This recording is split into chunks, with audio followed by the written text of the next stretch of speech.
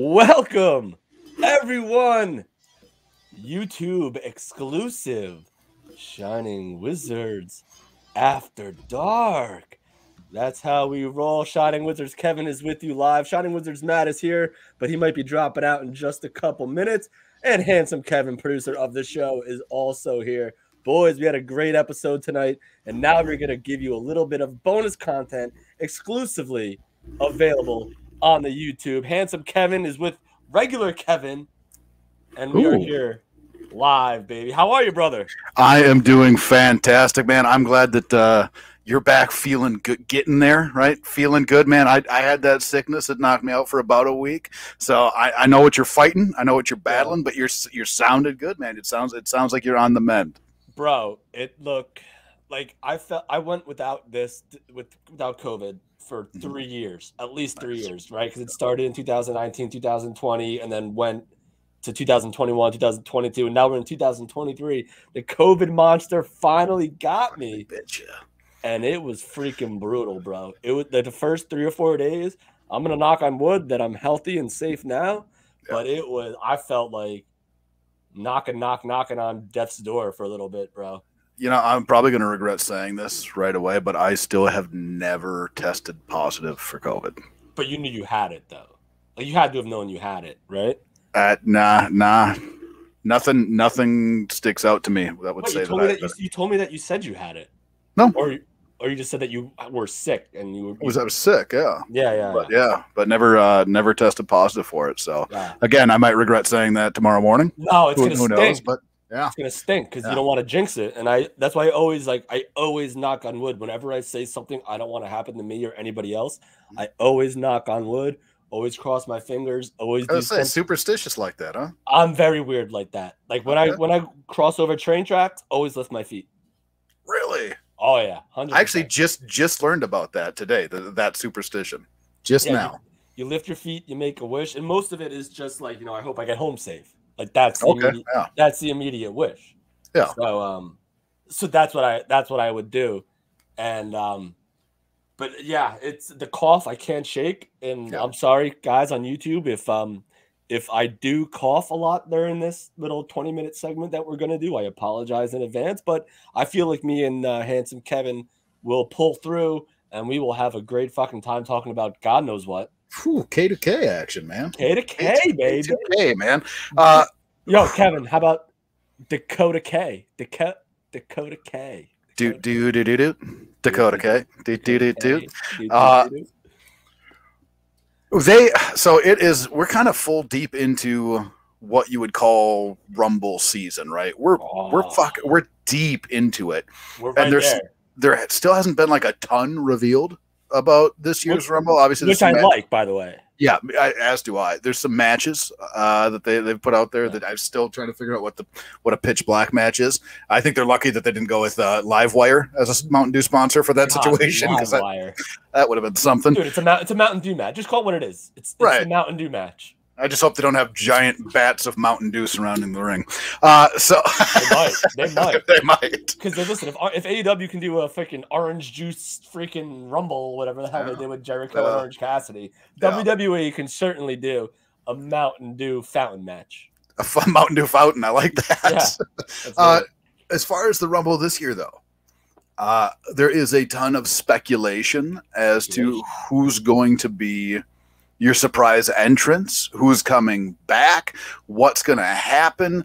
Is there anything out there right now that you want to see more than others, don't want to see as much, just as far as the rumors that are out there? And that's all there are right now, obviously, is rumors. But is there what is getting your juices pumped for the Rumble right now? So first and foremost, I don't need the extra bells and whistles for the Royal Rumble, because the Royal Rumble in itself, I just totally adore, and it's my favorite freaking show of the year. I literally watch Royal Rumble. This is no joke. I'm such a nerd. I watch Royal Rumbles every single day.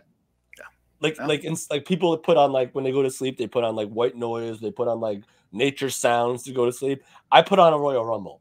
I put on classic wrestling myself, man. Yeah, dude, like I legit, because you know why? Because it's an hour-long match, and I'll probably fall asleep at some point during it, but I know it won't go on forever.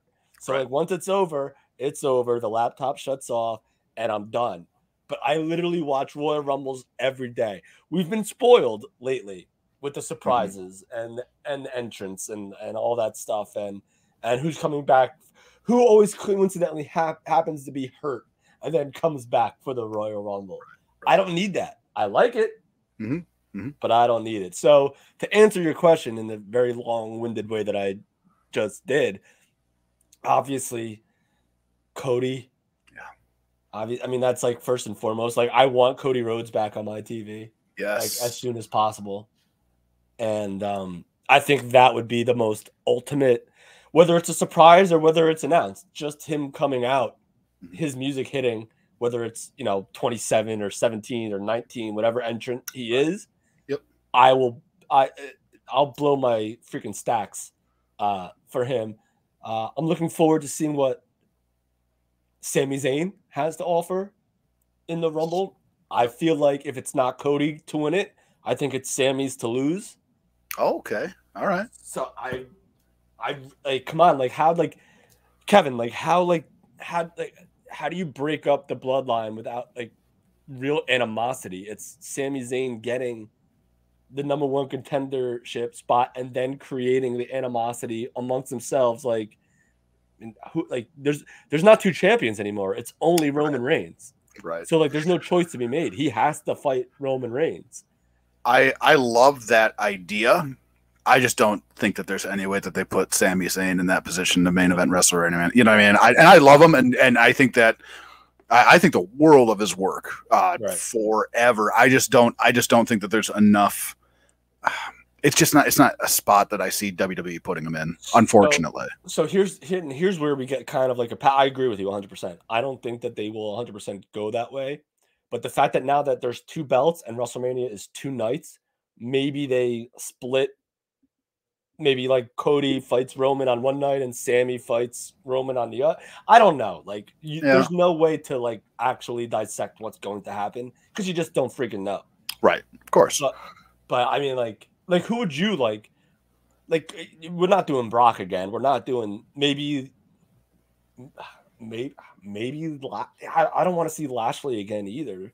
It's got to be Cody. It's got to be Seth, or it's got to be Sami. Those are my guys. I love Cody Rhodes. I think he has brought in so much excitement back to wrestling, just in what he's done since he left WWE when he initially left. I think that I would be most. Oh yeah. You got to have it. You got to have it. I think that would be like that's my favorite scenario. He comes back. He goes to WrestleMania. That is he dethrones Roman, gets rid of the god-awful trash belts that they have now, brings back some at least respectable looking title. That is my like. I'm with you so much. Pie in the sky type of scenario. I'm with you 100%, but so much story has gone by since Cody's been out, like with the bloodline and stuff. So like, there's so much. There might be a better story to tell with Sami and Roman than Cody and Roman at this point. Which it depends. It all depends on when Cody comes back. We're assuming Cody comes back at the Rumble.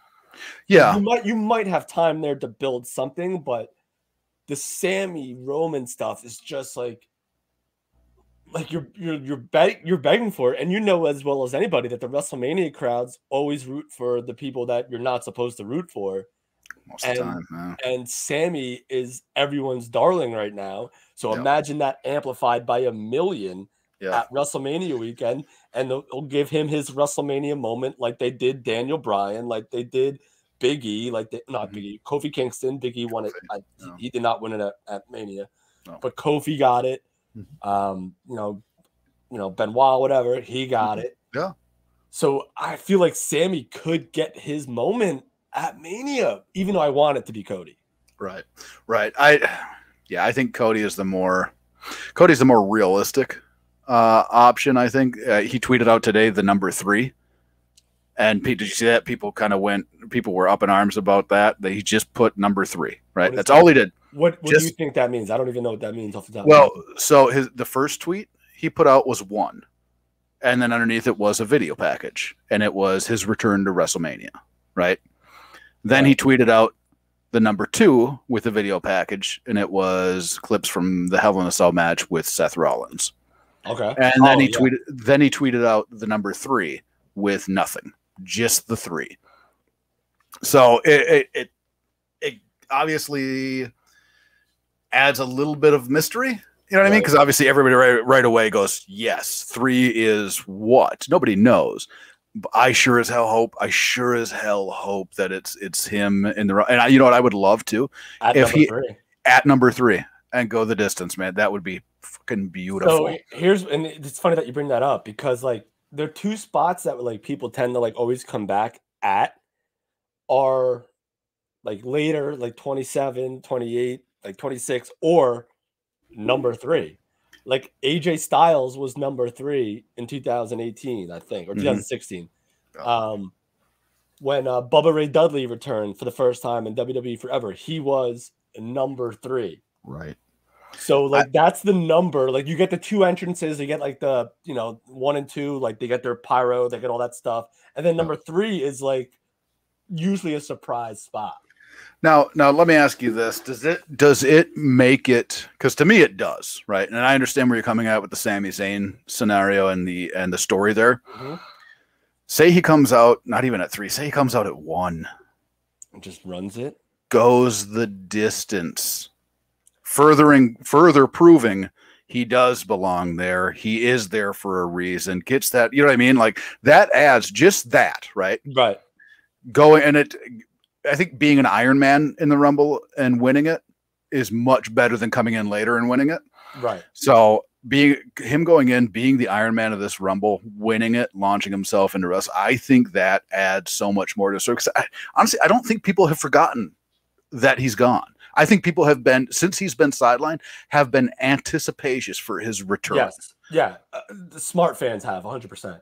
Yeah. So what you would do if you put him at number 1 and he does run the table, that fortifies him again with fans that maybe never watched AEW or never watched New Japan. That makes him a legit bona fide superstar contender. This guy lasted an hour coming in number 1. Like we got to forget that. We can't assume that everyone knows who Cody Rhodes is. True. Yeah. Like, you know what I mean? Like, I'm not saying that to you. I'm just saying that in general. Like Cody Rhodes came back to a monster ovation at WrestleMania, where all the smart fans tend to migrate. Yeah. And he still, God bless him, he still maintained that popularity through and through to that match at Hell in a Cell, where he came out with that, and that solidified him too, like with that big ass bruise, that torn stuff. But if he comes out at number 1, to your point, he will not only reinforce himself with the people that already know who he is, he will endear himself to those to the younger fans who might not know who Cody Rhodes is. Right. Because he was Stardust last time he was in WWE before this. So I love it. To me, I think that it makes for a little, it adds so much behind him in his story and what he was trying to tell when he first came back. And that's, I love the thought of it. I think it would be fantastic. Now, as far as surprise entrance, Kevin, I know we talk, obviously Cody would be a surprise entrance, right? He would be a surprise entrance. Yeah. Unless they do eventually announce it. Like because they're doing like the vignettes on Raw, so maybe they will say Cody returns at the Rumble or something like that, which wouldn't hurt. That would help buy rates. Yeah, absolutely. Anybody else pop up to your mind? Anybody you thinking like, boy, this could be somebody that nobody saw coming, or even somebody that people think might be showing up? Is it who do you want to see? Who's out there, man? I don't know if you brought this up on the YouTube show or we were just talking before it. Obviously, I feel like, and you mentioned this, I feel like Big E would be a guy if he's healthy. Yep. So that's a guy that's always in consideration now because people love Big E. Yeah. And I don't see how you can't love Big E because he's just freaking amazing. Bobby Lashley is back, so he's in the Rumble. I think he's already announced. I don't see him winning. Surprise.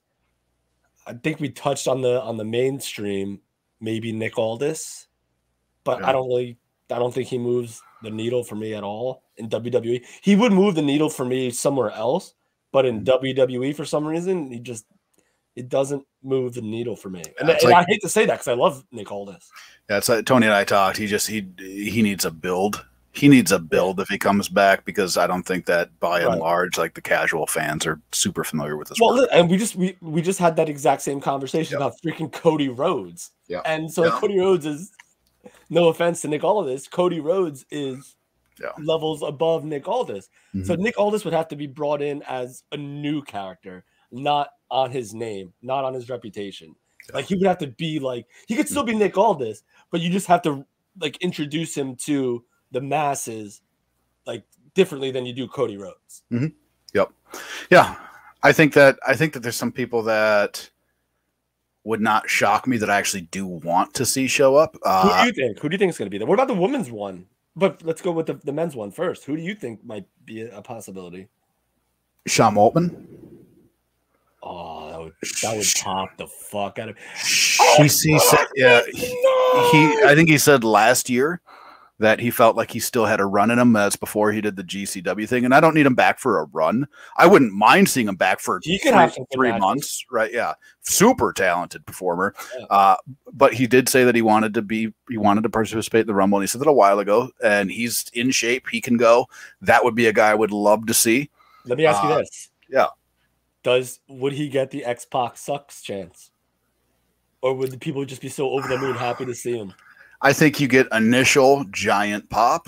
And then you get something that, Xbox sucks, but like in like tongue in cheek, like ha ha ha, like, we love you. Yeah, absolutely. It's like the Kurt Angle, like you suck thing. It's like Yep, absolutely.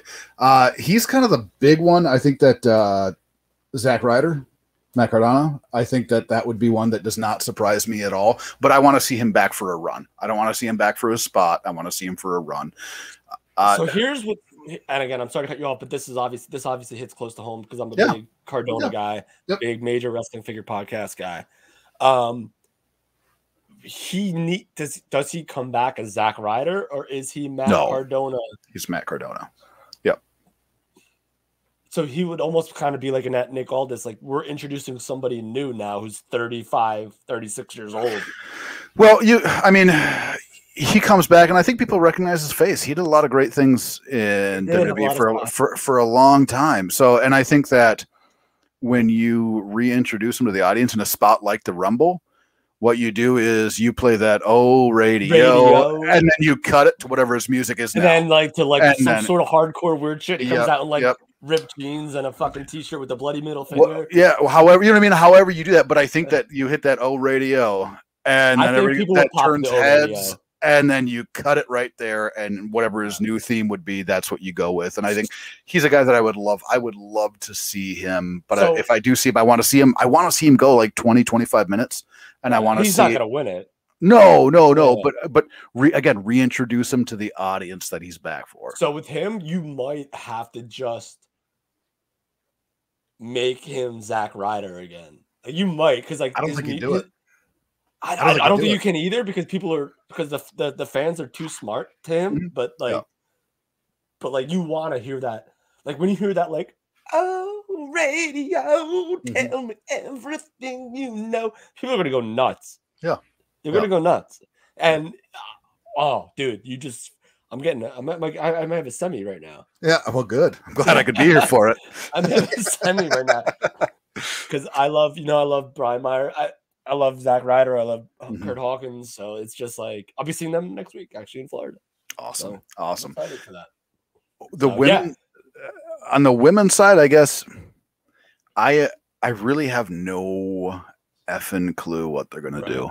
You know what I mean? Like I just don't. And that's the roster on the women's side is strong, right? It is strong, very strong, but you don't have the same amount, right? Yeah. You don't have that same like who could return. You know what I mean? Here's the thing. I feel like I'm sorry to cut you off, Kevin. Yeah, go ahead. I feel like you rely more on returns for the women's Rumble than you do for the men's. Right, but not with any believable winners on the return. Yes. Right. Yes. Yeah. Because I mean that and I loved the first women's Rumble. Everybody was coming out. I think they had Kelly, Molly Holly, like all the hits were playing, which was awesome. The women's division Victoria is was there at one point. Melina, like Melina, yep. the women's Medusa, division. Yeah, Blaze, I think was in one. If I'm not mistaken, I could be wrong about that, but I don't that part I don't recall, but I don't. I think you're right. I don't. But she was there for it. They are maybe in. that was the evolution. Maybe that was the evolution. Well, and Medusa's been doing a lot of stuff with WWE right now, so it makes maybe she does have a spot. I don't know, but the women's roster is in a much better spot now than it was when they did the first women's Rumble. Especially when you have NXT involved. Right. So there's some possibilities. I think one that would be hilarious to me. I think I know where you're going, but I'll say go. Mandy Rose. Mandy Rose. Yeah. Fucking hilarious. Just hilarious. I don't need to see it, and I don't necessarily want to see it, but I would laugh so hard, dude, if that was it.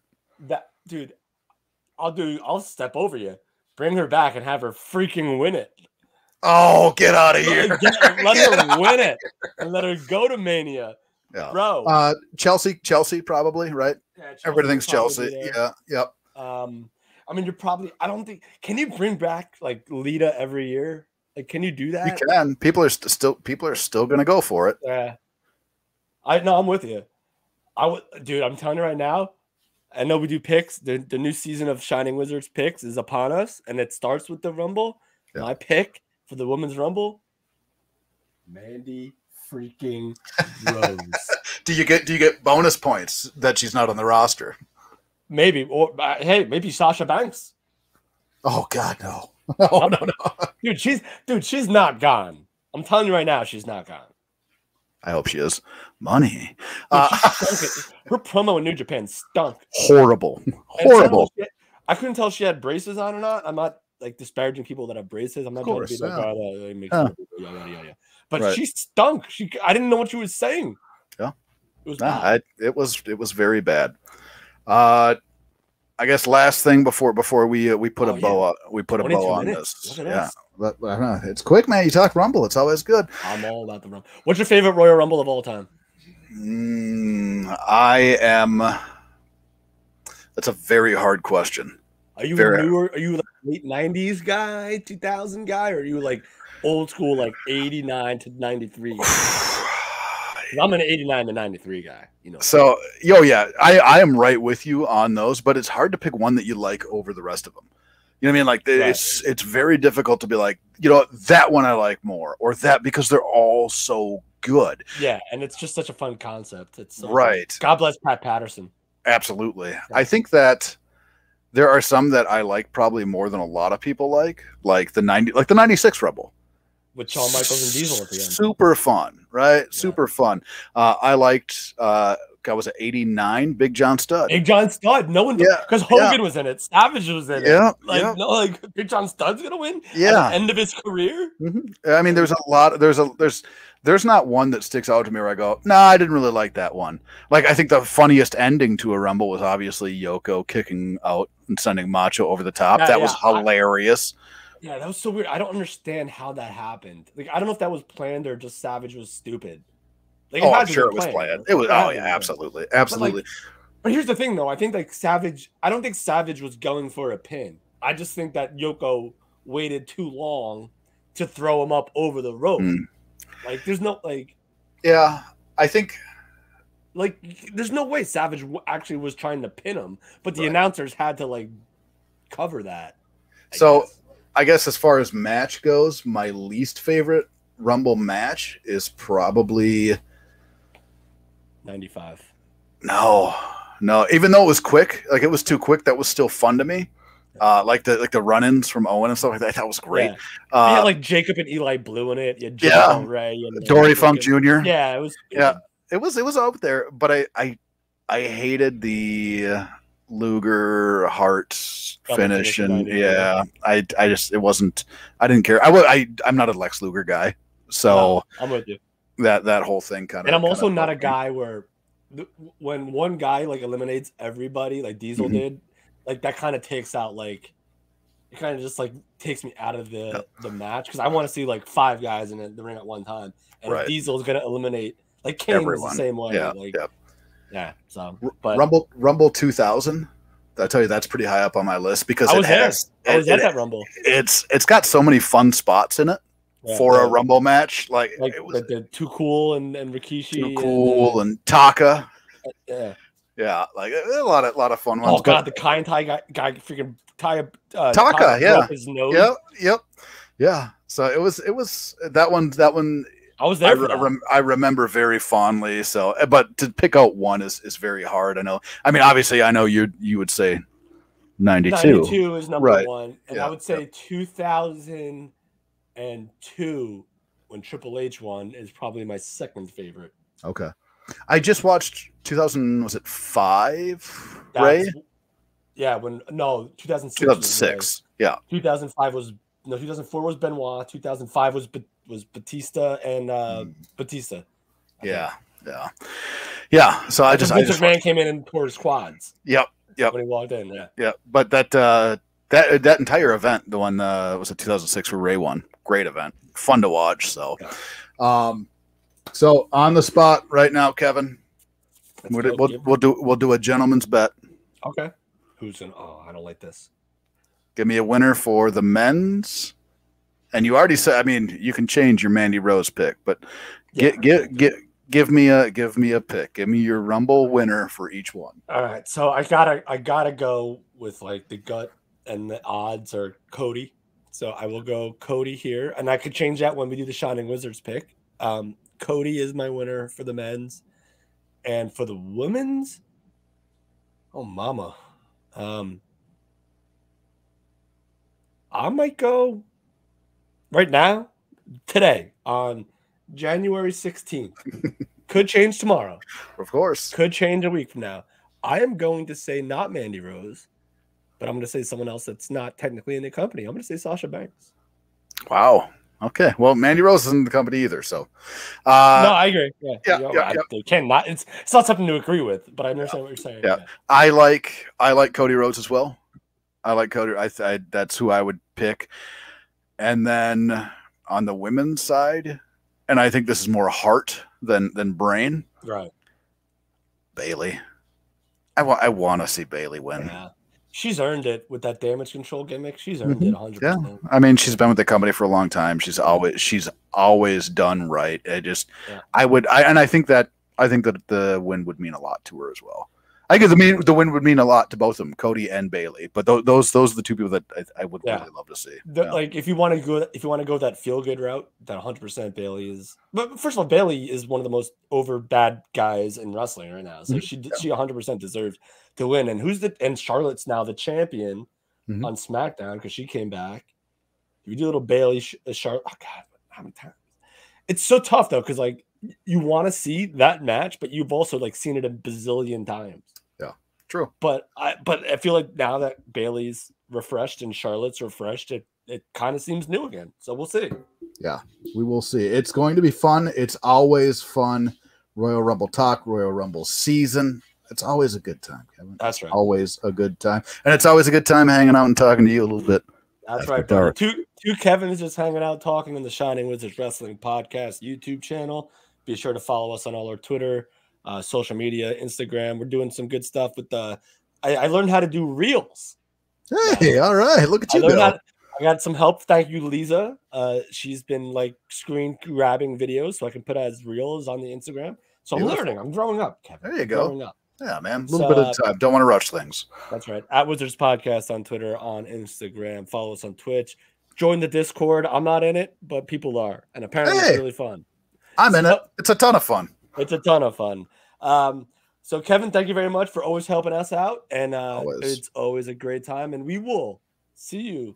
I won't see you next week. I will be in Orlando, Florida next week, but the guys will be here for you. I'll see you next week. Yeah, maybe I'll chime in. We'll see what happens. Hey, good night. Good night, Diana. Good night. Oh, who's that? Is that Tony's mom? Okay. All right. Good night, everybody. Thank you so much for joining us on YouTube. Matt, enjoy cutting this up. Peace.